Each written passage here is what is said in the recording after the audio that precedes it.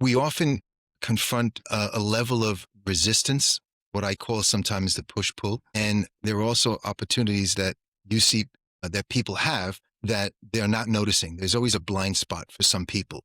How do you address those situations where you're noticing that they're not really committed either to the change or that they're reluctant or there's a resistance or there's this self sabotage Yeah. going? I'm not sure that it's self-sabotage per se.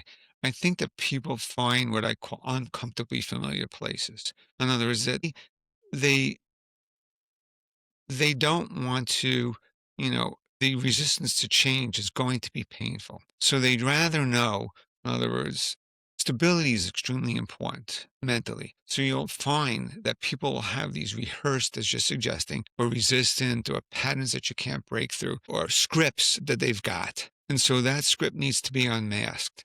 Though it's people, what I think most people don't realize, and therapists may not realize, or even coaches or whatever, but that script is totally stabilizing. So you're wondering, why is somebody unhappy but still doing the same thing? With the underlying idea that people want stability even though it's uncomfortably familiar.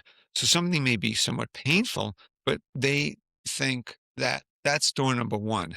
So they know what door number one is, but they don't know what door number two is. That's really one of the major things. What's behind there? And I think that that's not only the fear, but there's actually terror.